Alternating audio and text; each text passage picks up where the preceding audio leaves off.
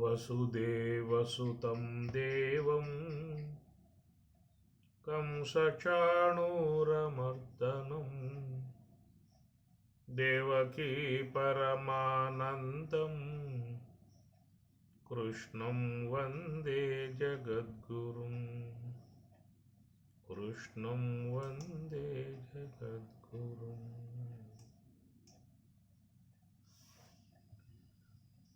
భరమైన వేపమాను పాలు పోసి పెంచినాను, తీరని చేదేగాక తీయనుండెనా.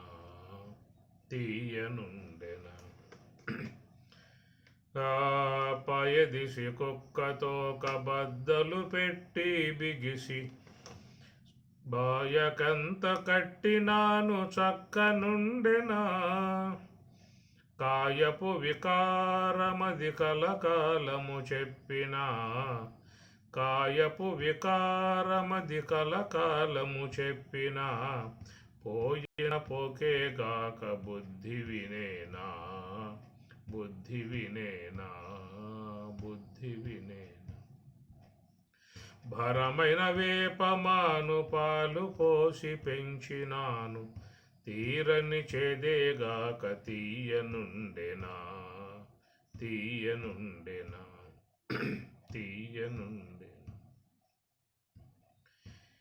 ముంచి ముంచి నీటిలో నమూల నానబెట్టుకొన్నా, ముంచి నీటిలో నమూల నానబెట్టుకొన్న, మించిన గొడ్డలి నేడు మెత్తనయ్యేనా. పంచమహాపాతకాల బారి పడ్డ చిత్తమిది, పంచమహాపాతకాల బారి పడ్డ చిత్తమిది, దంచి దంచి చెప్పినాను తాకి వంగెనా.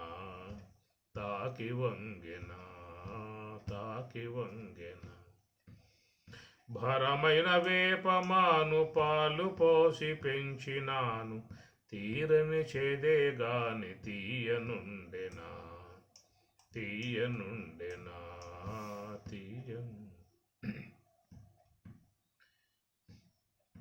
కూరిమితో తేలు తెచ్చి పంచలోన పెట్టుకొన్నా, కూరిమితో తేలు తెచ్చి పంచలోన పెట్టుకొన్న, సరే సరే కుట్టుగాక చక్కనుండెనా. వెరులేని మహిమల శ్రీ వెంకట విభుని కృప, వెరులేని మహిమల శ్రీ వెంకట విభుని కృప, ఘోరమైన ఆశ మేలు కొరసోకేనా. భరమైన వేపమాను పాలు పోసి పెంచినాను, తీరని చేదేగాని తీయనుండెనా.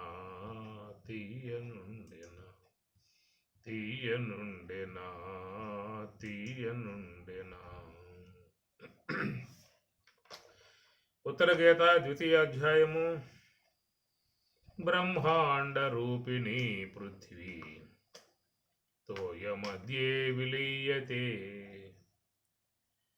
అగ్నినా పచ్యతే తోయం, వాయునా గ్రస్యతే అనలః, ఆకాశస్తు పిబేద్వాయుం, మనస్యాకాశమేవ చ, బుద్ధ్యహంకార చిత్తం చ, క్షేత్రజ్ఞే పరమాత్మని.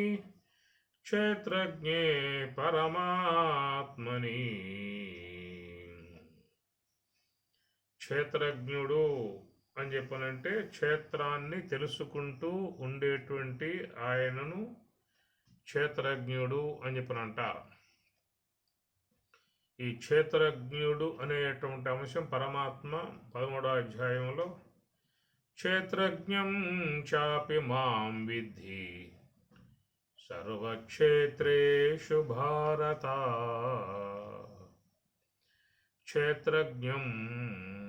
క్షేత్రజ్ఞుని మాం విద్ధి నన్నుగా తెలుసుకొనుము. సర్వక్షేత్రేషు భారత, సర్వక్షేత్రేషు సమస్త క్షేత్రములలో ఉన్నటువంటి క్షేత్రజ్ఞం క్షేత్రజ్ఞుని మాం నన్ను విద్ధి తెలుసుకొనుము అన్నాడు. ఇది చాలా సారస్వతమై ఉన్నటువంటి అంశము. ఎందుకంటే సర్వక్షేత్రేషు సర్వేషు క్షేత్రేషు సర్వక్షేత్రేషు అనేది ఇది బహువచనం, సప్తమ భక్తి బహువచనం. ఇది క్షేత్రేషు క్షేత్రే క్షేత్రయోహో క్షేత్రేషు, అది క్షేత్ర క్షేత్రౌ క్షేత్రాః క్షేత్రే క్షేత్రయోహో క్షేత్రేషు బహువచనం. అది సర్వక్షేత్రేషు సర్వక్షేత్రేషు అనే మాట ఇక విశ్వంలో ఎన్నైతే ఉన్నాయో జీవులు అన్నిటికీ వర్తిస్తుంది. సర్వ అనే పదము సర్వేషు క్షేత్రేషు అన్ని దేహాలకి వర్తిస్తుంది. మానవ క్షేత్రేషు అన్నాం అనుకోండి, ఒక మానవ దేహాలలో మాత్రమే ఉన్నటువంటి వాడుగా గుర్తించాల్సి ఉంటుంది. పశు క్షేత్రేషు అంటే పశువులలో మాత్రమే ఉన్నాడని చెప్పాల్సి వస్తుంది. కాబట్టి ఈ ప్రకారంగా కాకుండా సర్వక్షేత్రేషు సమస్త క్షేత్రములలో ఉన్నటువంటి క్షేత్రజ్ఞం.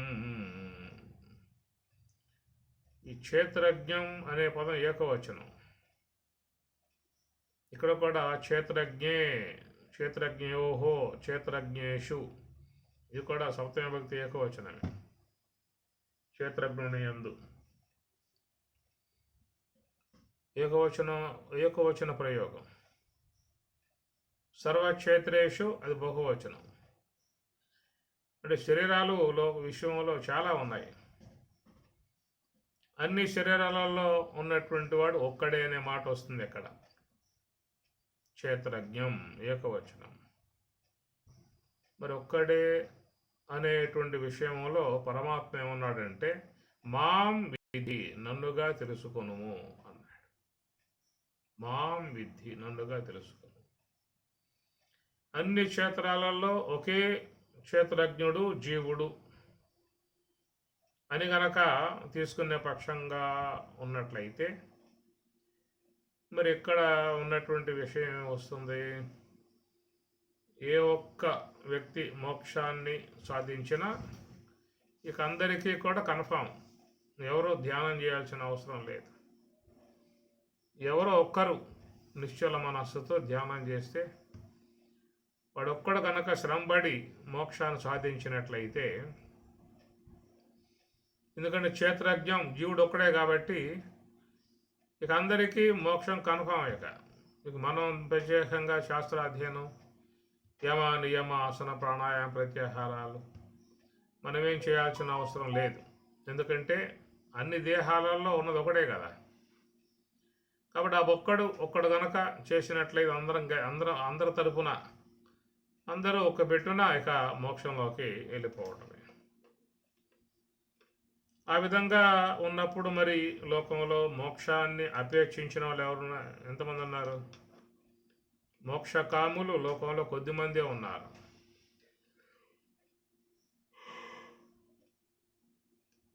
మోక్షం కావాలి, బ్రహ్మైక్యం చెందిపోవాలి,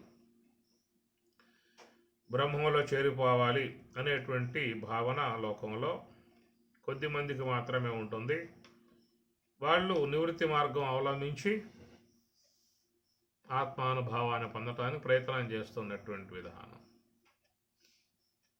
అట్లాగా చేసేటువంటి విధానాలలో కూడా బ్రహ్మానుభవం పొందినటువంటి వారి విషయంగా చూస్తే దాంట్లో బ్రహ్మవేత్త, బ్రహ్మవిద్వర, బ్రహ్మవిద్వరీయ, బ్రహ్మవిద్వరిష్ఠులు అని నాలుగు అంశాలుగా చెప్పుకొచ్చారు.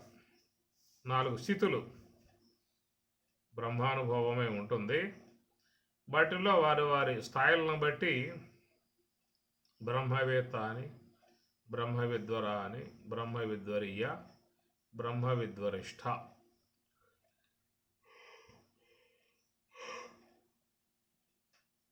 బ్రహ్మ విద్వర అనే స్థాయి వరకే చూస్తే అవధూత స్థాయిగా చెప్పుకొస్తారు. అవధూత అంటే ఇక వాళ్ళకి ఎలాంటి లోక సంబంధ వ్యవహారం ఉండదు. ఒంటిపై బట్టలు ఉండొచ్చు, ఉండకపోవచ్చు. వాళ్ళు ఎక్కడ కూర్చుంటారో, ఏం తింటారో ఎవరికి కూడా సంబంధాలు ఉండవు. ఇక వాళ్ళు కేవలం ఒక బ్రహ్మావలోకనంలోనే ఉండిపోయే విధానంగా ఉన్న వాళ్ళని అవధూతలని అంటారు. అది బ్రహ్మ విద్వరయ్యే ఇక్కడి నుంచి కొంత అలాంటి స్థాయి వచ్చేస్తుంది. ఈ బ్రహ్మవేత్త అనేటువంటి ఈ స్థాయి మొదటి స్థాయి కాబట్టి అక్కడ నిలిచి ఉన్న వాళ్ళు మాత్రమే కొంత లోక వ్యవహారం పెట్టుకుంటారు. లోకంతో సంబంధాలు ఉంటాయి. వాళ్ళకి ఆశ్రమాలు, గ్రంథ రచనలు, ఉపదేశాలు చేయటం, ఉపన్యాసాలు చేయటం, పత్రికలు ప్రింట్ చేయటం, అందరూ పంపటం, ఈ శ్రమంతా బ్రహ్మవేత్త అనేటువంటి వ్యక్తే పూనుకునేది. ఈ బ్రహ్మ విద్వరిష్ట ఆ పై స్థాయిలో పోయిన వాళ్ళు ఇక వాళ్ళు దీని గురించి ఏం ఆలోచించరు.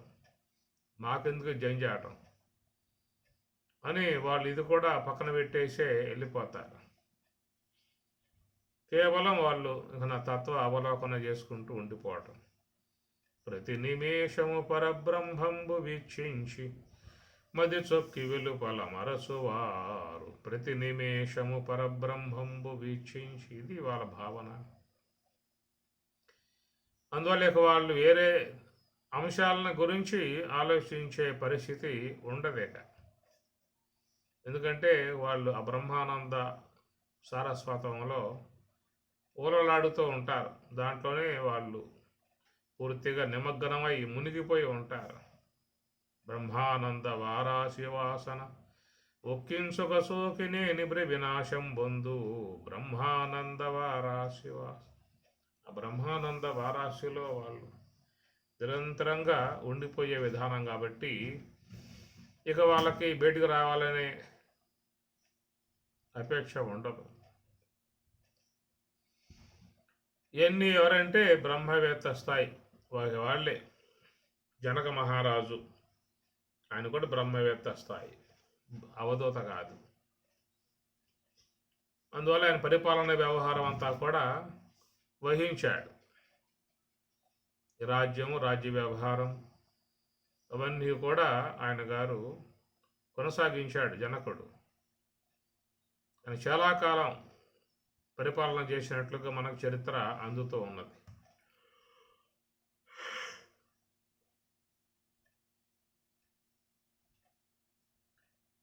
కాబట్టి ఈ మరి గొప్ప విషయం. అందువల్లే మీకు భగవద్గీతలో కూడా స్వామివారు జనకాదయ అంటాడు.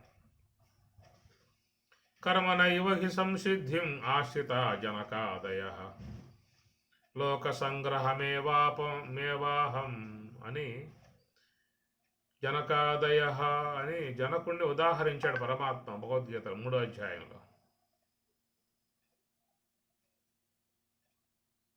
అట్లనే గీతా మహాత్మ్యంలో కూడా జనకుని ప్రస్తావన వస్తుంది. గీతాం ఆశ్రిత్య బహవః భూభుజో జనకాదయ అని గీతా మహాత్మ్యం. 2 చోట్ల జనకుణ్ణి ఉటంకిస్తారు. చాలామంది సందేహం కలిగే అవకాశం కూడా ఉండవచ్చు. ఎంతోమంది బ్రహ్మవేత్తలు వశిష్ఠుడు, జమదగ్ని, యాజ్ఞవల్కి, వ్యాసులు ఇత్యాది ఎంతోమంది మహాత్ములు ఉన్నారు కదా. వాళ్ళందరిని పక్కన పెట్టేసి రాజ్యభోగాల వ్యవహారాల్లో ఉన్నటువంటి జనకుని తీసుకొచ్చి ఎందుకు ప్రస్తావించడం అనేది కూడా కొంతమందిలో ఆలోచన ఉంటుంది. పెద్ద పెద్ద పేరుగాంచిన బ్రహ్మర్షులుగా పేరుగాంచిన వాళ్ళు ఎంతోమంది ఉన్నారు. మహర్షయ సప్తభూర్వే చత్వారో మనవస్తద మహర్షీణాం భృగు అహం అని ఉంటుంది. కాబట్టి ఈ ప్రకారంగా ఇంతటి విధానాలు ఉన్నటువంటి వాళ్ళని తీసుకోకుండా భగవద్గీతలో జనకుడు, గీతా మహాత్మ్యంలో జనకాదయ ప్రస్తావన. కారణం ఏంటంటే ఇది కొంచెం ప్రోత్సాహాలు ఇచ్చేందుకు బహుశా అక్కడ చెప్పి ఉండవచ్చు అని చెప్పి అనుకుంటా. చాలామంది భావిస్తూ ఉంటారు, మేము సంసారంలో ఉండి మాకు చాలా సమస్యలు ఉన్నాయి, బాధలు ఉన్నాయి, దుఃఖాలు ఉన్నాయి, అనేక ఆటుపోట్లు సంసార సాగరంలో మునిగాం మేము, పిల్ల జల్ల గుడ్డు ఎక్కడ ఎదిగేది మేము, ఇవన్నీ చేసేదా, వచ్చి మీ దగ్గర కూర్చుని బ్రహ్మ విద్య వినేదా, ధ్యానం చేసేది, ఇవన్నీ అయిపోయిన తర్వాత అప్పుడు తీరుబాటుగా ఉంటాయి కాబట్టి అప్పుడు వస్తాలే, కాబట్టి ఇప్పుడు ఏం కూడా అడుగు పెట్టే అవకాశాలు లేవు అనేదిగా చాలామంది భావించుకుంటూ ఉంటారు. ఇప్పుడు కాదులేండి, మాకు ఇవన్నీ పడవు, ఇప్పుడు చాలా సమస్యలు ఉన్నాయి, చాలా బాధలు ఉన్నాయి, సంసారం పక్క ఏదిస్తూ ఉన్నది అని చాలామంది బ్రహ్మ విద్యకు దూరంగా ఉంటారు ఈ కారణాలు చెప్పి. అలాంటి వాళ్ళకు ఒక సమాధానంగా కూడా చెప్పినట్లు అవుతుంది ఇక్కడ.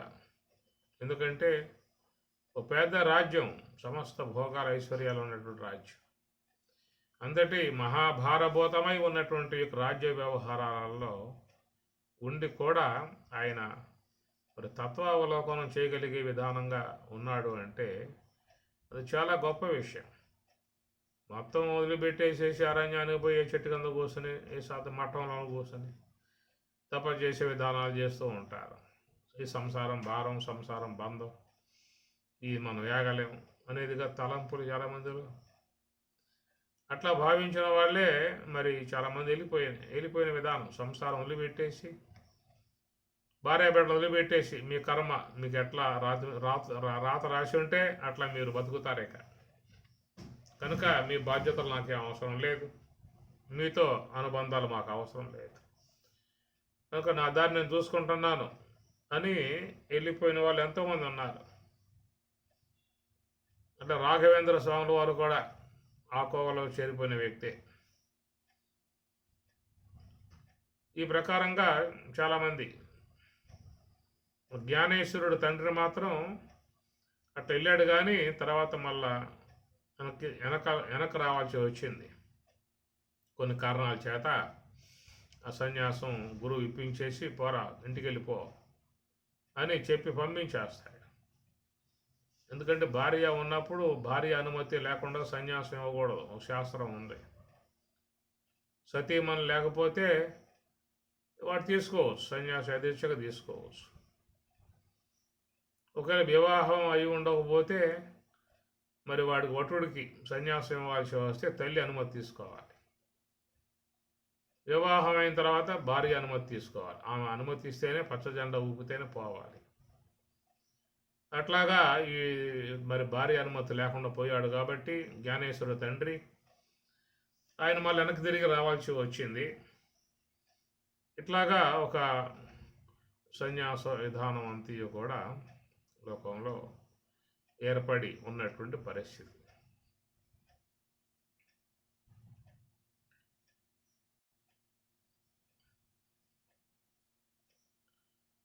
కాబట్టి సర్వం త్యజించాను అనేటువంటి విధానంగా వెళ్ళిపోతున్నటువంటి పరిస్థితి. దానివల్ల మోక్షం అని చెప్పనేం కాదు, అది కేవలం ఈ సంసారం బంధం, ఈ భార్య బిడ్డల బంధం, వీళ్ళతో ఉండి మనం ధ్యానం చేయలేం అని వెళ్ళిపోయే పరిస్థితి. అది శాస్త్రం కూడా ఒప్పుకునే విషయం కాదు. ఎందుకంటే వివాహం యొక్క సందర్భంలో ధర్మేచ, అర్థేచ, కామేచ, మోక్షేచ, నాతిచరామి ఇవన్నీ ఉన్నాయి, అక్కడ ఒప్పందాలు ఉన్నాయి. అవన్నీ గమనించుకొనే దాంట్లోకి పోవాల్సి ఉంటుంది. ఒకవేళ పోయినా కానీ వాళ్ళు కూడా ధ్యానం చేసే మోక్షాన్ని పొందాల్సి ఉంటుంది తప్ప తీసుకున్నంత మాత్రంతో ఏమి మోక్షం వస్తుందనేటువంటి విషయం ఏం కాదు. ఒక సన్యాసం ఉంచుకుంటే మోక్షము, లేకపోతే మోక్షం రాదు. ఎవరో సాధువు చెప్పాడు ఉపన్యాసంలో, ఎప్పటికైనా మీరు సన్యాసం పుచ్చుకుంటేనే మీకు మోక్షం తప్ప లేకపోతే మోక్షం వచ్చే అవకాశం లేదని చెప్పి అన్నాడు సాధువుగా ఉపన్యాసాలు. అది కనుక కరెక్ట్ అయినట్లయితే ఎవరో కూడా బ్రహ్మ విద్య వినాల్సిన అవసరం లేదు. వయసు ఉడిగిన తర్వాత ఏదో ఆశ్రమానికి పోయి సన్యాసం ఉంచుకున్నారా అంటే మీకు మోక్షం వచ్చేస్తుంది. కాబట్టి సన్యాసి అయినా సంసార అయినా ఎవరైనా కానీ నివృత్తి మార్గంలో పోవాల్సిందే, స్వరూపానుభవం సంపాదించుకోవాల్సిందే. దానికోసంగా మనకి జనకుడు ఉదంతం ప్రస్తావన మీకు భగవద్గీతలో వచ్చి ఉండవచ్చు. జనకాదయ కర్మణైవ సంసిద్ధిం ఆశ్రితా జనకాదయ కర్మణ ఏవ హి సంసిద్ధిం కర్మణ ఏవ కర్మచేతనే సంసిద్ధిం లెస్సయ్యకు సిద్ధిని వాళ్ళు పొందారు. జనకుడు మొదలగువాడు. అంటే ఏంటంత రాజ్య వ్యవహారం, ఇన్ని భోగాలు, ఇన్ని ఐశ్వర్యాలు, ఎప్పుడూ కూడా పరదేశస్తుల శత్రువులతో వైరాలు, ఇవన్నీ ఉండేటువంటి విధానమే రాజ్యాంగ వ్యవహారం. ఇంత రాజ్యాంగ వ్యవహారంలో ఉండి కూడా ఆయన చక్కటి స్వరూపానుభవాన్ని పొందగలిగాడు అని చెప్పనంటే ఆయన చేసినటువంటి సాధన ఇన్ని ఉన్నా కానీ అన్నిటిని పక్కన పెట్టి తన ఆధ్యాత్మికతను శీలించి తన స్వరూపానుభవాన్ని పొందిన విధానం ప్రస్తావన తీసుకోవడం జరుగుతుంది. కాబట్టి ఆ ప్రకారంగా చాలామంది మేము సంసారులము, మాకు ఎన్నో బాధలు ఉన్నాయి, సమస్యలు ఉన్నాయి, మేము ముందుకు పోలేము, మేము ధ్యానం చేయలేము, విచారణ చేయలేము అనేటువంటి భావన కలిగి ఉన్నటువంటి వాళ్ళకి ఒక ఉత్సాహం, ప్రోత్సాహం ఇవ్వటానికై ఈ కథాంశం బహుశా వచ్చి ఉండవచ్చు. అది కాబట్టి ఆ ప్రకారంగా మరి చూసినట్లయితే జనకాదయ మొదలైనటువంటి వాళ్ళు పొందినట్లుగానే అందరూ కూడా ఈ సాధన ద్వారా మోక్షాన్ని పొందే అవకాశం ఏర్పడుతుంది అనే విషయంగా చూసినప్పుడు మరి ఇక్కడ క్షేత్రజ్ఞం, అక్కడేమో మనకి భగవద్గీతలో క్షేత్రజ్ఞం అనేది ప్రథమ విభక్తి ఏకవచనంలో వాడబడింది. ఇక్కడేమో క్షేత్రజ్ఞే అనేది సప్తమ విభక్తి ఏకవచనంలో వాడబడింది. ఏదైనా ఏకవచనమే, బహువచనం కాదు కదా. క్షేత్రజ్ఞం అని ప్రథమ భక్తి ఏకవచనం వాడినే, లేదా సప్తమ భక్తిలో ఈ క్షేత్రజ్ఞే అని ఏకవచనం వాడినా ఒక్కడేక జీవుడు. సర్వక్షేత్రేషు ఇది అన్ని దేహాలకు వర్తించే విధానం. అనేక దేహాలు ఉన్నాయని చెప్పని అన్ని దేహాలలో ఒక్కడే ఉన్నాడు అన్నప్పుడు ఆ ఒక్కడు అనేటువంటి విధానములో జీవుడు అని తీసుకున్నప్పుడు పరమాత్మ అక్కడ పక్కనే ఉన్న మనం అన్నమాట ఏంటంటే మాం విద్ధి, నన్నుగా తెలుసుకొనుము అంటాడు. ఇది కొంచెం క్రిటికల్గా ఉండే వ్యవహారాలు ఇవన్నీ కూడా. మాం విద్ధి, నన్నుగా తెలుసుకొనుము, క్షేత్రజ్ఞం ఆ జీవుణ్ణి మాం విద్ధి, నన్నుగా తెలుసుకొనుము. ఎందుకంటే అక్కడ చూసినట్లయితే వాచ్యార్థ విధానంగా చూస్తే జీవుడు శరీర భిన్న, లక్ష్యార్థంగా తీసుకున్నట్లయితే అన్ని దేహాలలో ఆ భగవంతుడు బ్రహ్మమే ఉన్నాడు. లక్ష్యార్థంగా తీస్తే ఏమిటి అంటే ప్రత్యేగాత్మ, అవిద్య ఉపాధిగా కలిగి ఉన్నది చేతనం ప్రత్యేగాత్మ అంటారు. అవిద్య విశేషణంగా కలిగి ఉన్న చేతనం జీవుడు. అంటే మాయ ఉపాధిగా కలిగి ఉన్న స్వరూపం పరమాత్మ, మాయ విశేషణముగా కలిగి ఉన్నటువంటి చేతనం ఈశ్వరుడు అని అర్థం. కనుక మాయా విద్యలు విశేషణముగా కలిగి ఉన్న వారు జీవేశ్వరులు, మాయా అవిద్యలు మరి ఉపాధిగా కలిగి ఉన్నటువంటి వారు ప్రత్యేగాత్మ పరమాత్మ. ఇది ఒక అద్వైత తత్వంలో నిలబడేటువంటి అంశాలు. మళ్ళా ద్వైత భావంలో పోతే అక్కడ మళ్ళీ విషయాలు వేరుగా ఉంటాయి. ద్వైతం ఏముంటుందంటే అది బ్రహ్మమునకు జీవుణ్ణి అన్వయం చేయరు. కాబట్టి ద్వైతపరమై ఉన్నటువంటి అంశాలు వేరు, విశిష్టాద్వైతపరమై ఉన్న అంశాలు వేరుగా ఉంటాయి. అద్వైత కోణంలో చూసినప్పుడే ఇక్కడ మరి మాం విద్ధి, నన్నుగా తెలుసుకొనుము అనేటువంటి మాట ఆ జీవుని యందున్నటువంటి లక్ష్యార్థమగు ప్రత్యేగాత్మ. అది సర్వం ఏతద్బ్రహ్మ అయం ఆత్మ బ్రహ్మ, ఇది మహావాక్యం. అయం ఆత్మ, అయం ఈ ఆత్మ, ఆత్మయే బ్రహ్మ, బ్రహ్మము. కాబట్టి ఇప్పుడు పరిస్థితి ఎట్లా ఉన్నది అని చెప్పానంటే ప్రతి ఒక్కరిలో కూడా అవిద్య విశేషణంగా ఉన్నది. అవిద్య విశేషణముగా కలిగి ఉన్నటువంటి వాడు విశిష్టుడు అంటారు. అవిద్య విశేషణముగా కలిగి ఉన్నటువంటి ఆ క్షేత్రజ్ఞుణ్ణి విశిష్టుడు అంటారు. విశిష్టాత్మగోచర ఆంతర ప్రత్యక్ష ప్రమ అని శంకరాచార్యుల వారు తన అధ్యాస భాషలో అందిస్తారు. విశిష్టాత్మగోచర ఆంతర ప్రత్యక్ష ప్రమ, విశుద్ధాత్మగోచర ఆంతర ప్రత్యక్ష ప్రమ. ఈ విశుద్ధాత్మ ఆంతర ప్రత్యక్ష ప్రమ అనేది రెండు రకాలుగా ఉంటుంది. బ్రహ్మాభిన్న విశుద్ధాత్మ ఆంతర ప్రత్యక్ష ప్రమ, బ్రహ్మ అభిన్న విశుద్ధాత్మగోచర ఆంతర ప్రత్యక్ష ప్రమ అని రెండు రకాలు ఉంటుంది. బ్రహ్మ భిన్న విశుద్ధాత్మగోచర ఆంతర ప్రత్యక్ష ప్రమ, బ్రహ్మ అభిన్న విశుద్ధాత్మగోచర ఆంతర ప్రత్యక్ష ప్రమ అని విశుద్ధాత్మగోచర దాంట్లో రెండు రకాలు ఉంటుంది. అట్టనే విశిష్టాత్మగోచర ఆంతర ప్రత్యక్ష ప్రమ అనేటువంటిది ఇది రెండు రకాలు. ఇది అనాత్మగోచర ఆంతర ప్రత్యక్ష ప్రమ అని, ఆత్మగోచర ఆంతర ప్రత్యక్ష ప్రమ అనేది చెప్తారు. ఈ ఆత్మగోచర ఆంతర ప్రత్యక్ష ప్రమయే అనేది రెండు రకాలుగా చెప్పుకున్నాం.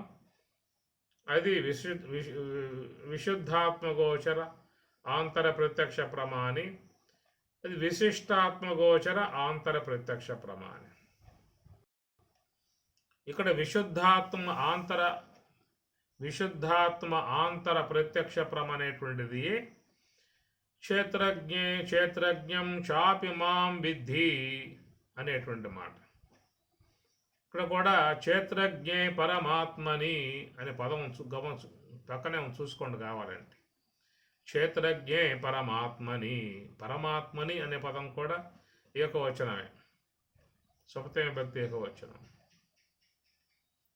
అందువల్ల మరి ఇక్కడ చూసినట్లయితే విశుద్ధాత్మగోచర ఆంతర ప్రత్యక్ష ప్రమ అనేది రెండు రకాలు.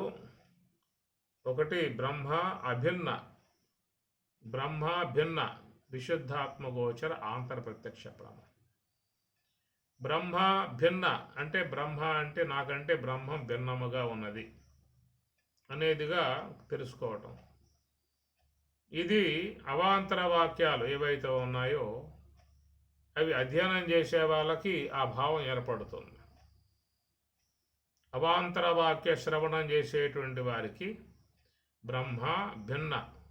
బ్రహ్మము కంటే భిన్నముగా తాను ఉన్నట్లుగా విషయం వస్తుందన్నమాట.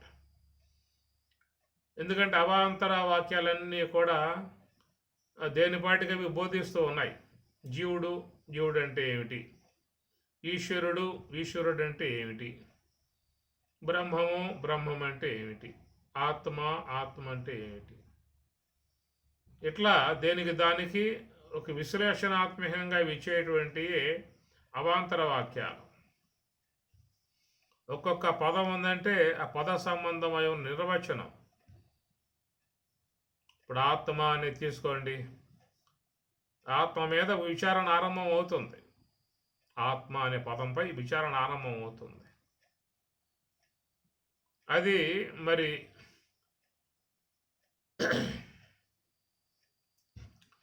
సజాతీయ విజాతీయ స్వగత భేద రహితమై ఉన్న విధానాలుగా దాన్ని విచారించాల్సి ఉంటుంది. ఎందుకంటే ఆత్మ అని చెప్పనే పదం చాలామంది వాడుతూ ఉంటారు. ఆత్మ అనే పదం ఇస్లామిక్ వాడతారు, క్రైస్తవులు వాడతారు, బ్రహ్మకుమారి వాళ్ళు వాడతారు, పిరమిడ్ వాళ్ళు వాడతారు. చాలామంది ఈ ఆత్మ అనే పదాన్ని పద సంబంధ వివరణాత్మకముగా వాళ్ళు చెప్తూ ఉంటారు. కానీ ఇక్కడ ఏంటంటే మన శృతులు అందించే విధానంగా చూసినప్పుడు మనకి ఆత్మ అంటే ఏమిటో చాలా స్పష్టముగా అర్థమయ్యే అవకాశం ఏర్పడుతుంది. అది కాని పక్షంలో ఒక్కొక్క రకమైనటువంటి భిన్న భిన్న ధోరణులు ఏవైతే ఉన్నాయో ఆయా విధానాలుగా విని అట్లాగా పోవాల్సిన పరిస్థితి ఏర్పడుతుంది. కాబట్టి ఆత్మ మాకు దీంట్లో వస్తుంది బైబిల్లో ఆత్మ జలములో అల్లాడుతూ ఉన్నది. మరి ఆ ప్రకారంగా చెప్పినప్పుడు ఆ సిద్ధాంతకారులు ఓహో ఆత్మ జలములో అల్లాడుతూ ఉందేమో అని అనుకుంటారు వాళ్ళు. ఇట్లాగా ఒక పదాల గురించి వాళ్ళు అనేక రకాలుగా చెప్పుకొస్తూ ఉన్నప్పుడు వాటి విషయాల్లో సందేహాలు కూడా కలిగే అవకాశాలు ఉంటాయి. ఆత్మ అనేటువంటిది కూడా ఒక్కొక్కప్పుడు మనస్సు కూడా వాడతారు. శరీరానికి కూడా ఆత్మ అనే పదం వాడతారు. ఈశావాస్యంలో మీకు ఆత్మ హనహ జనాహ అంటారు. ఆత్మ హనహ ఆత్మ హంతకులు అనే పదం వాడతారు. ఆత్మహత్య అనే పదం లోకంలో వ్యవహరిస్తూ ఉంటారు. ఆత్మ అంటే ఇక్కడ దేహానికి అర్థం. కనుక దేహాన్ని బలవంతంగా వాడు తన నుంచి వేరు చేసుకున్నాడు. ఏదో వాడుకున్న ప్రాబ్లమ్స్, వాడుకున్న బాధలు, దుఃఖాలు, అందువల్ల వాళ్ళు ఇంకా ఇవి ఎందుకు బతికుండేది, ఏడబడతా కష్టాలు, ఇవన్నీ బాధలన్నీ ఓ పట్టాన పోయేటువంటివి కావు. ఎంత పోరాడినా వదిలిపెట్టిన సిద్ధంగా లేవు. ఇవి జీవితకాల పర్యంతం ఎంటాడేటువంటివిగా ఉన్నాయి. ఏడకపోయినా అవి మనల్ని ఎమ్మడేస్తాయి. ఎట్టి పరిస్థితులలో మనం బతకటం అనేది నిరుపయోగం అని కొన్ని సందర్భాలలో మానవులు ఈ కోణంలోకి వచ్చేస్తారు, ఈ దశలోకి వచ్చేస్తారు. చాలామంది అనేక సందర్భాలలో కూడా వాళ్ళు ఇక సూసైడ్ అంటారు కదా, అక్కడ దాకా వెళ్ళిపోతారు. ఈ పొడత ఫినిష్, ఇక అవసరంలా, మనకి ఈ లోకంతో సంబంధాలు లేవు. ఈ పొడత మన బాధలకి స్వస్తి, స్వస్తి ప్రజాభ్య పరిపాలయంత ఉన్నట్లుగా ఈ పొడత ఈ బాధలకి నాకు రామ్ రామ్. బాధల్లారా మీకు నమస్కారం, ఇంతకాలం నన్ను ఎంటాడారు, ఇక మిమ్మల్ని భరించే శక్తి నాకు లేదు కాబట్టి నేను వదిలిపెట్టి వెళ్ళిపోతూ ఉన్నాను, మీ బాధలు మీరు బదలండి అని చెప్పని బాధలకి బాధలు అప్పచెప్పేసి చాలామంది వెళ్ళిపోతున్న పరిస్థితి. ఆ మధ్యకాలం కుటుంబం మొత్తం పోయి రైల్వే ట్రాక్ మీద పడుకున్నారు. చాలామంది ఆ వార్తలు వినుంటారు. కుటుంబ సమేతంగా, సపరివార సమేతంగా రాడని చెప్పి అన్నట్లుగా కుటుంబ సమేతంగా ఎవడైనా ఒకడికి బాధ కలిగి మనసు కష్టం కలిగి తనున్న పరిస్థితులలో ఇక మనం తేరుకోవడం కష్టం అని చెప్పేసి అని అనుకుని ఒక్కడగా పోవటం అంటే అది ఇండివిజువల్, అది వాడి యొక్క ఇష్టం అనుకోవచ్చు. కుటుంబం మొత్తం పోయింది అని చెప్పారంటే ఆ కుటుంబం మొత్తం కూడా ఆ విధంగా వాళ్ళు నిర్ణయించుకున్నారే, మనం వద్దులేబ్బా లోకంలో బతకలేమని చెప్పని. ఇట్లాగా లోకంలో మానవులు చాలామంది ఈ బాధలు అనేవి తట్టుకోలేక, తెప్పరెళ్ళుకోలేక, అటు నుంచి బయటపడలేక, బయటపడే మార్గాలేం దొరక్క, ఎక్కడికి పోయినా ఎంటాడే విధానాలుగా ఉన్న విధానం చూసి ఈ బాధలు పడటం కంటే, ఈ దుఃఖాలు పొందటం కంటే, ఈ నరకం అనుభవించడం కంటే ఒక్కసారిగా పోయామంటే ఒక క్షణంతో మొత్తం ఊడి కింద పడతాయి కదా అని చెప్పి ఉద్దేశంతో అనుకుని చాలామంది అండి లోకంలో చివరి మెట్టు దాకా పోతారు. పోయిన తర్వాత మళ్ళా ఏదో ఆలోచన వస్తుందన్నమాట. నా బిడ్డ ఎట్లా కానీ, నా భర్త ఎట్లా కానీ, నా భార్య ఎట్లా కానీ, అమ్మ నాన్న ఎట్లా అని చెప్పని ఏదో ఒక కొస మెరుపులాగా వాళ్ళ మనసులో మెదిలి కొంచెం అట్లాగా ఆపుతుంది, తమాయింపజేస్తుంది. కొద్దిసేపు అయింది అంటే మళ్ళా ఆలోచన విధానం మారిపోతుంది. వాళ్ళ ఇంటికి వచ్చేస్తారు. ఆ క్షణంలో ఏదో కొంచెం ఆపాలి. ఎవరన్నా కానీ ఫోన్ కొట్టినా కానీ, ఇంకేదైనా ఎవరైనా ఒక మాట చెప్పినా కానీ ఏదో ఉంటుంది అడ్డుపడే విధానం. అట్లాగా వాళ్ళు వెనక్కి వచ్చేసే విధానం అనేది ఉంటుంది. ఇది ఆత్మహత్య అనేది లోకంలో పదం వాడుతూ ఉంటారు. అంటే బలవన్మరణం పొందే విధానాలు లోకంలో చూస్తూ ఉంటాం. విచిత్రం ఏమిటంటే ఇవన్నీ కూడా ఒక మానవుని పరిధిలో మాత్రమే ఉన్నాయి తప్ప ఇతర జీవుల విషయంలోకి పోతే అవి ఈ కోణంలోకి అవి పోవు, ఏది పోదు. ఏమిటే పశువా ఉరేసుకోబోతున్నావు అని చెప్పి అడిగావు అనుకో, నేను బాధలు పడలేనాయా, నన్ను తంతా ఉన్నారు, కొడతా ఉన్నారు. కొంతమంది బండి కాడేసి లాగలేకపోతా ఉంటే వాడు కొడతా ఉంటాడు. చాలా జాలేస్తుంది ఒకసారి చూస్తే. పాపం లాగలేకపో బండి అంతా బస్తాలు వేస్తాడు, వడ్ల బస్తాలు వేస్తాడు, వంతెన ఎక్కాలి, పైకి ఎక్కాలి, లాగలేకపోతూ ఉంటుంది. ముళ్ళు కరబెట్టి పొడుస్తూ ఉంటాడు, కొడతా ఉంటాడు. ఇంత బాధ అనుభవిస్తూ పాపం అది ఎట్లాగో లాగి అవతల ఒడ్డు పోతుంది. అనుకోవచ్చుగా, నాకెందుకు రే బాధ, రోజువారీగా ఆ గాడి కడతాడు వీడు, ముళ్ళు కర్రతో పొడుస్తూ ఉంటాడు, కొడతా ఉంటాడు. ఈ సాగటం కంటే ఏదో ఊరేసుకోవటం, నదిలో దూకటం, చస్తే అయిపోతుంది ఒక పూట అని చెప్పని పోవచ్చుగా. అది పోతుందో చెప్పండి. కనుక మరణ సంబంధమై ఉన్న ఆలోచన వాటికి లేదు, వాటి రాదాటికి. ఎన్నోనే లోకంలో బాధపడేటువంటివన్నీ కూడా. ఓ పక్షిని బోన్లో బంధిస్తారు, అది బయటికి పోయే అవకాశాలు లేవు అనుకుంటే పాపం నాకు భగవంతుడు రెక్కలు ఇచ్చాడే, హాయిగా ఎగిరి అనేక చెట్ల మీదకి పోయి పండ్లు తిని ఇతర పశువులతో కలిసి కిరకిర వాళ్ళతో ఆనందంగా ఉండే విధానం మన పరిస్థితి.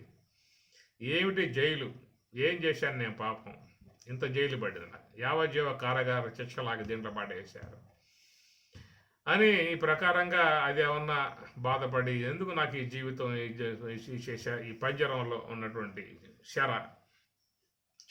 వద్దు, ఈ పొడతో మనం అయిపోవాలి, అది సరిపోతే తప్ప మనం బయటపడే అవకాశాలు లేవు అని ఏమన్నా దానికి ఏమన్నా మనసుకు ఏమన్నా వస్తుందో చెప్పండి.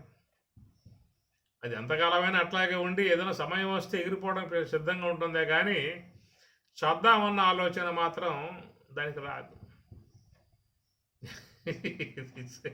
ఇది చూస్తే ఆశ్చర్యం మానవుడి వ్యవహారం. ఒక గాడిద తీసుకోండి, ఆ గాడిద బరువు అంటాం కదా, ఆ గాడిదకు ఆ శాఖల వాడు ఊళ్ళో వాళ్ళ అన్నీ పోగేసి దాని మెడ మీద పడేస్తాడు, ఈపు మీద పడేస్తాడు. పాపం మొగిలాక నానా తంటాలు పడతా ఉంటుంది. ఎంత బరువు వేస్తూ ఉంటారు, నాకు నా వయసు అంతా, నా శక్తి అంతా, నువ్వు ఒక మూట పోయొచ్చు కదా అని చెప్పని అనుకుంటుంది ఆ గాడిద. కానీ వాడు మాత్రం ఆ మూట మోయడు. వీడిలో ఉన్న స్వభావాలండి, ఈ లక్షణాలు ఇట్లాగే ఉంటాయి. నేను చూస్తూ ఉంటాను, రైల్వే స్టేషన్లో పాప కూలి వాళ్ళు ఉంటారు కదా, వాడు ఏదో మూటలో మోయింది, వాడి జీవితం గడవదు. అందువల్ల రైలు దిగ్గానే వాళ్ళ దగ్గరికి వచ్చి, అయ్యా కాస్త పని చెప్పండి అయ్యా, మూటలో మోస్తాను, డబ్బుల కోసం. వాడు కుటుంబం ఉన్నది, పిల్లకాయలు చదువులు ఉన్నాయి, పిల్లకాయలకి కుటుంబం పోషించుకోవాలి, వాడు రెండో మార్గం ఏం తెలియదు. ఆ ప్రకారంగా వాడు బ్యాగులు మోసే విధానంగా ఉన్నప్పుడు వాడి నెత్తి మీద 3 బ్యాగులు పెడతారు, ఆ చేతికి 2 బ్యాగులు వేస్తారు, ఇది 2 బ్యాగులు వేస్తారు. వీళ్ళు ఊపుకుంటా వదల చేతులు. ఓకే, కొంచెం తీసుకోవచ్చు కదా అయ్యా, నువ్వు మొయ్యలేవరా నాయన, ఏదో డబ్బుల కోసంగా నువ్వు ఇక్కడ కూలి పని చేస్తూ ఉన్నా కానీ నువ్వు మానవుడవే, మాతోటి మానవుడవే. ఇంత బరువు నీ నెత్తిన పడేసి మేము ఇట్లా హ్యాపీగా రావటం ధర్మం కాదు. నీకున్న బాధలతో నువ్వు తట్టుకోలేక ఈ విధంగా వచ్చావు అనే ఉన్న మనిషి ఆలోచన చేస్తాడేమో చూడండి ఒకసారి. రైల్వే స్టేషన్లకు పోతారు కదా మీరు కూడా, చూడండి. ఏమి ఒకవేళ నేనేమన్నా దిగినప్పుడు నాకు మహిళ బరువు ఉంటే ఒక్కటి మాత్రం అడిగిస్తా, నేను మోయగలిగి నేను చేత్తో పట్టుకుంటాను. ఎందుకంటే వాడు సాటి మనిషి, వాడు ఏదో ₹1 కోసంగా ఆ పని చేస్తూ ఉన్నాడు. కొన్ని చోట్ల చూస్తాను, వాడు నిజంగా ఎన్ని పైన 3 బ్యాగులు పెడతారు, ఆ చేతికి 2 ఆ పక్క పక్కిస్తారు. వాడు మొయ్యలేక మెట్లు ఎక్కలేక నానా అవస్థలు పడే విధానాలు, ఇలాంటి విధానాలు బాధలు లోకంలో మానవులకు ఉంటాయి. కానీ ఇక్కడ ఆత్మహత్య అనే విషయం మీద చూసినట్లయితే లోకంలో చాలామంది ఆ కోవకి వెళ్ళిపోతూ ఉన్నారు. ఎన్ని కష్టాలు వచ్చినా పోతాయి స్వామి చెబుతూ ఉన్నాడు కదా, ఆగమాపాయినః నిత్యాః తాను తితిక్షస్వ భారత. ఆగమ అపాయినః, ఈ శ్లోకం చాలామందికి ఉపయోగపడుతుంది. ఈ శ్లోకం దగ్గర పెట్టుకోవాలి. సంసారంలో ఉన్నటువంటి వారు, అనేక ఇబ్బందులు జీవితంలో ఎదుర్కొనేటువంటి వారు, సమస్యలతో పోరాటం చేసేటువంటి వాళ్ళు లోకంలో చాలామంది ఉన్నారు. అలాంటి వాళ్ళకు కొంచెం ఊరట కలగజేసే శ్లోకాలు కొన్ని ఉన్నాయి. అవి కొంచెం అవన్నీ నోట్ చేసుకోవాలి. గాంధీ మహాత్ముడు చెప్పేవాడు, నేను ఈ రాజకీయ వ్యవహారాల్లో ఉన్నప్పుడు అనేక క్లిష్ట సమస్యలు, అనేక మనస్సుకు బాధ కలిగేటువంటి సమస్యలు, ప్రాణాంతకంగా వచ్చేటువంటి సమస్యలు వచ్చినప్పుడు నేను భగవద్గీత తెరిస్తే నాకు ఆ శ్లోకం ఓరడించేది అనేవాడు గాంధీ మహాత్ముడు. ఎందుకంటే దాంట్లో ఊరట ఉన్నది. ఆ శ్లోకం చదివినప్పుడు ధైర్యాన్ని ఇస్తుంది. క్లైభ్యం ఆస్మగమః పార్థ నైతత్వయుపపద్యతే క్షుద్రం హృదయ దౌర్బల్యం త్యక్త్వా ఉత్తిష్ట పరంతప. ఈ శ్లోకాన్ని వివేకానంద స్వామి వారు మహామంత్రంగా తీసుకున్నాడు. ఇది మహామంత్రం వివేకానంద స్వామి వారికి. కాబట్టి మానవునికి ఉక్కు నరాలు కావాలి, ఇనప కండరాలు కావాలి అని చెప్పని ఇట్లాగా వారి బోధనలో ఉత్సాహపూరితమైనటువంటి యొక్క మాటలు ఉంటాయి వివేకానంద స్వామి వారి. ఉత్తిష్ట, లే, జాగ్రత్త, మేలుకో, ఇది ఆయన చెప్పేటువంటి మాట. క్షుద్రం హృదయ దౌర్బల్యం త్యక్తో ఉత్తిష్ట పరంతప. కాబట్టి ఎన్ని కొంచెం మానవునికి ఏంటంటే బలాన్ని ఇచ్చేటువంటి టానిక్లు. నీరసం వస్తే మనం ఎట్లయితే కాంప్లైంట్ తీసుకుంటామో, దేహాన్ని నీరసం వస్తే అవి తీసుకుంటూ ఉంటాం. మరి మనసుకు నీరసం వస్తే, సూక్ష్మదేహ నీరసం వస్తే, ఆ సూక్ష్మదేహ నిరుత్సాహం, ఒక బాధ, దుఃఖం, ఇలాంటివన్నీ చుట్టుముడతాయి మనస్సుని, సూక్ష్మదేహాన్ని. ఎందుకంటే ఇంట్లో అనేక సమస్యలు, అనేక పిల్లల ద్వారా, భార్య ద్వారా, బిడ్డల తల్లిదండ్రుల ద్వారా, అనేక రకాలైనటువంటి ఆఫీసుల ద్వారా అనేకం వచ్చి వస్తూ ఉంటాయి మానవునికి. అలాంటి ఆ విధానాలుగా ఉన్నప్పుడు కొంచెం మానవునికి ఏంటంటే ధైర్యాన్ని ఇచ్చేటువంటి ఇవన్నీ కూడా క్లైభ్యం ఆస్మగమః పార్థ నైతత్వయుపపద్యతే క్షుద్రం హృదయ దౌర్బల్యం త్యక్త్వా ఉత్తిష్ట పరంతప. మంచి శ్లోకం ఇది. పరమాత్మ ముందుగా భగవద్గీత ఆరంభం 11వ శ్లోకం నుంచి అవుతుంది కదా, దానికి ముందే ఒక ఉత్సాహాన్ని ఇస్తాడు అర్జునుడికి. అది అందరికీ ఉపయోగపడేటువంటి శ్లోకం అన్నమాట. ప్రతి ఇంట్లో లేమనషన్ చేసుకుని ఈ శ్లోకం పెట్టుకుని కనుక ఉదయం లెగవగానే స్వామికి నమస్కారం చేసుకొని ఈ శ్లోకం కాస్త పఠించి వ్యవహారంలోకి పోయినట్లయితే నీకు అడుగడుగున నీకు ధైర్యాన్ని, ఉత్సాహాన్ని అన్నీ కూడా కలగజేసేదిగా ఉంటుంది ఈ శ్లోకం. ఆగమ అపాయినః అనిత్యాః, ఇది కూడా చాలా మంచి శ్లోకమే. ఏమి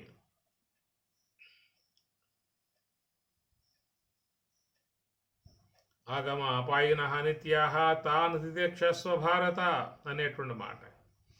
ఇవన్నీ కూడా ఏంటంటే మానవుడు ఇప్పుడు చెప్పుకున్నట్లుగా ఈ మరణ సంబంధమై ఉన్న ఆలోచన వీటికే వస్తుంది కాబట్టి ఈ శ్లోకాలు కావాలి వీడికి. ఇతర పశువులకు అలాంటి అన్ని బాధలు పడ్డా కానీ ఆలోచన రాదు వాడికి. వీడికి వస్తుంది కాబట్టి వీడు కొంచెం ఇలాంటివన్నీ కూడా పెట్టుకోవడం కూడా ఒక రకంగా మంచిదే. నేర్పాలి, ఇతర వాళ్ళకు నేర్పాలి. అయినా నీకు ఏదైనా సమస్యలు వచ్చినా, బాధలు వచ్చినా, ఇదిగో ఈ మంత్రాన్ని దగ్గర పెట్టుకో, శ్లోకం దగ్గర పెట్టుకో, నేను కంఠస్థం చేసుకో అని చెప్పని ఇలాంటివి కొంతమందికి మనం ఇవ్వాలి. యువకులుగా ఉన్నవాళ్ళు కానీ, కొత్తగా సంసారంలో ప్రవేశించిన వారు కానీ, విద్యార్థులు కూడా ఏదన్నా ఫెయిల్ అయ్యాడంటే మనం ఉండే లాభం ఉందాక అంతే, ఇప్పుడు వెళ్ళిపోదాం పద అని చెప్పి వెళ్ళిపోవటం. వాడికి ఎంత భవిష్యత్తు ఉన్నది, అంత జీవితం ఉంది వాడికి. అరే ఫెయిల్ అయితే అయ్యాం, మళ్ళీ చదువుతాం, ఎగ్జామ్ రాస్తాం, పాస్ అవుతాం. ఏమి కాబట్టి ఓటమి గెలుపు కోసమే అనే విధానంగా భావించుకోవాలి కదా. ఎంతమంది విద్యార్థుల ఆవేశంతో వాళ్ళు నిండు జీవితాన్ని పాడు చేసుకోవడం జరుగుతున్నది. అలాంటి వాళ్లకు కొంచెం ఇలాంటి శ్లోకాలు నేర్పినట్లయితే కొంచెం వాళ్ళకి నిరుత్సాహం పొందినప్పుడు, అధైర్యం పొందినప్పుడు కొంత వాళ్ళకు ఆదరవుగా ఉంటాయి, సపోర్ట్ ఇస్తాయన్నమాట. అలాంటి ఆ విధానం ఉన్నప్పుడు ఈ ఆత్మహత్య అనే పదం సాధారణంగా దూరం అయ్యే అవకాశం ఉంటుంది.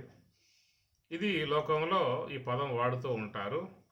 ఇదే పదాన్ని మన ఈశావాస్యంలో ఆత్మహనః జనాహ అని అక్కడ వాడాడు ఆయన గారు. మరి ఆత్మహనః జనాహ బహువచనం, జనవు జనాహ, అనేక మంది జనులు ఆత్మహనః ఆత్మను సంపేస్తున్నాను అని చెప్పినాను. హన అంటే చంపటం, హనహింసాగత్యవ సాధనేషు. ఆత్మను చంపటం ఏంటయ్యా? ఆత్మ చనిపోయేది కాదని చెప్పి అంటున్నది శాస్త్రం. అచ్ఛేద్యోయం అదాహ్యోయం అక్లేద్య అశోష నైనం చందంతి శస్త్రాన్ని నైనం దహతి పావక నచైనం క్లేదయంత్యాపో నశోషయతి మారుత అని భగవద్గీత. ఈ శ్లోకాలే మీకు కాటగొల్లులో కూడా వస్తాయి.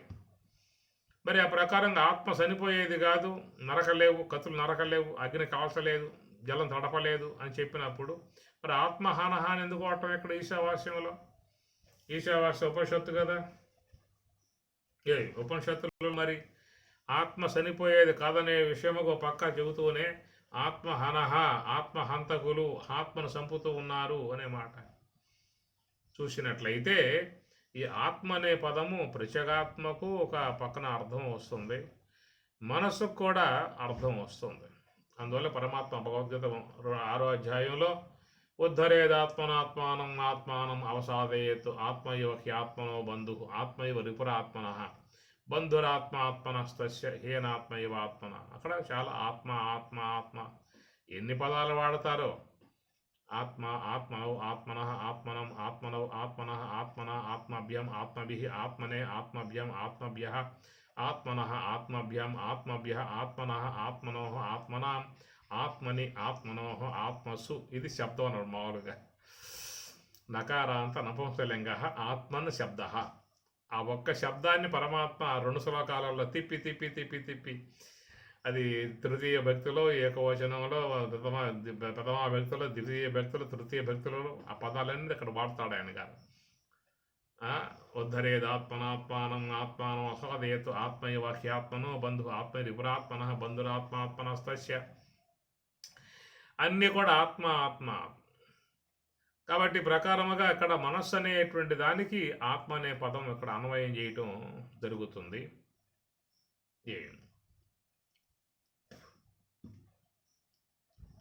సర్వం ఏతద్ బ్రహ్మ అయం ఆత్మ బ్రహ్మ. అక్కడ బ్రహ్మము యొక్క అంశగా ఆత్మ అనే పదం వాడబడుతుంది. కాబట్టి ప్రకారంగా ఒక పదం ఉందంటే ఆ పద సంబంధమై ఉన్న విశ్లేషణ, వివరణాత్మక అంశం అనేది శాస్త్రం మనకి ఇస్తుందన్నమాట. కాబట్టి ఆత్మ అన్నప్పుడు దాని గురించి పెద్ద విశ్లేషణ అన్నమాట. అవన్నీ తీసుకుంటే చాలా లెక్క పోవాల్సి వస్తుంది. ఆ ప్రకారంగా ఆత్మ అనే అంశం మీద ఒక విశ్లేషణాత్మక అంశాన్ని ఇవ్వటం అది అవాంతర వాక్యాల కింద వస్తుంది. అట్లనే పరమాత్మ అనే పదం తీసుకోండి.